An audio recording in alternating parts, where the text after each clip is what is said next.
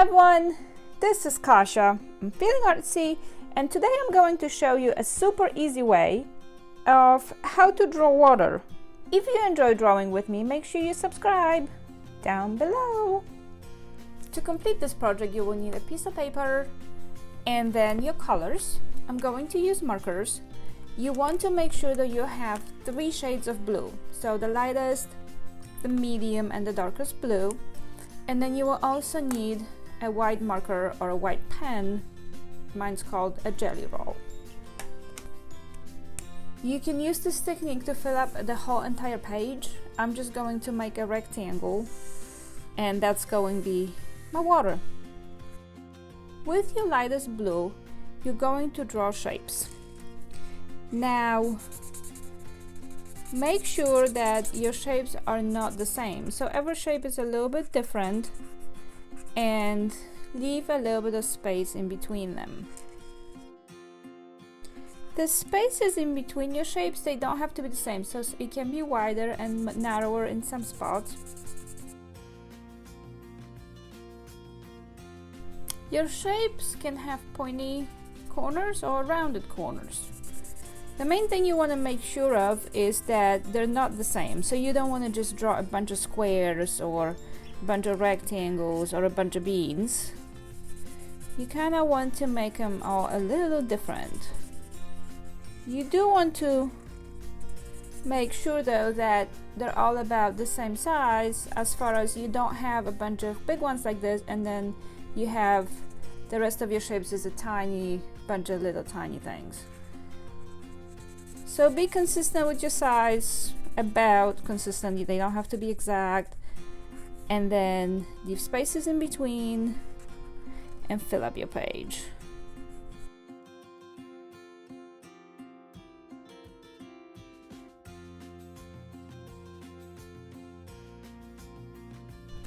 Once you have filled your page up with your shapes, we're going to switch to your medium blue. And now we're going to add shapes on top of these, but what you want to do is make them overlapping, but do not fill in the whites. So you go over the shapes you already have with your next color.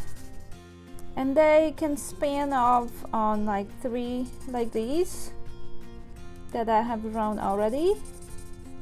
But they can also be just in the middle of a shape or just across 2. The one thing you want to make sure of is that they're not all the same. So you don't want to just draw a bunch of these or a bunch of the ones that are in the middle, because all of a sudden you're drawing a panther.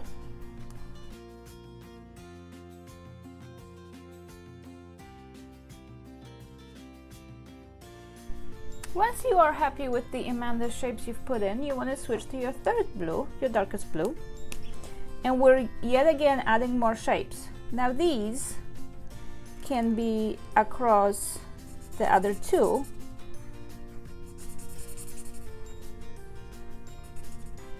Like this. They can be in the center of the darkest, the darker one you've had put in before. They can just be in the light one. They can just be in one place, or like the other one, go across the other ones. And again, what you want to make sure of is that you're not making them all the same. So don't put all of them in the center of the other one or all of them on corners. Just try to make them irregular and in irregular places.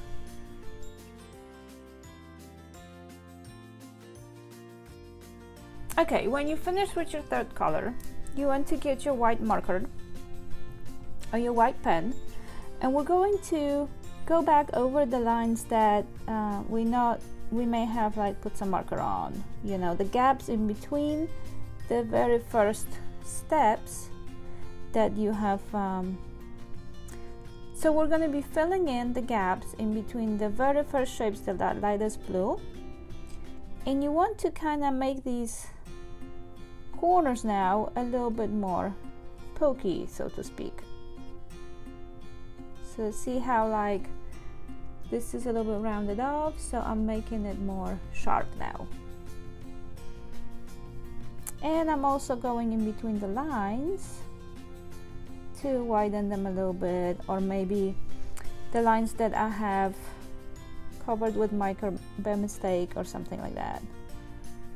So you just want to fill in these spaces. You can also achieve these by using white gouache or some other white paint, maybe like acrylic paint. And just like with the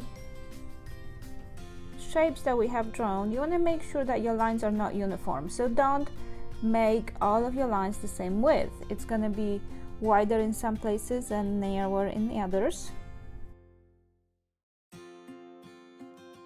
Once your main gaps are filled in, and this, I think this is starting to look like water, you want to add more lines.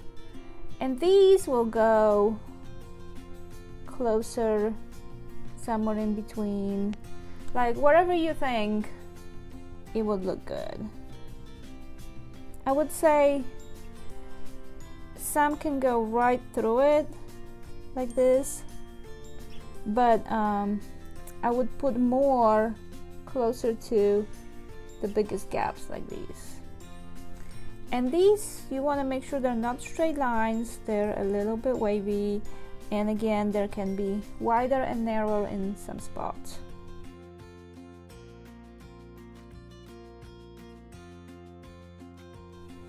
One thing you want to do is though, like when you draw your line, don't like let it linger, connect it to something, whether it be the other side, or make a little teardrop shape. If at any point you feel like you've put in too many white spots, just get your blue again and cover it up. Now I feel like my water looks pretty good. I hope you found this video helpful. Make sure to give me a thumbs up and come back to see me soon.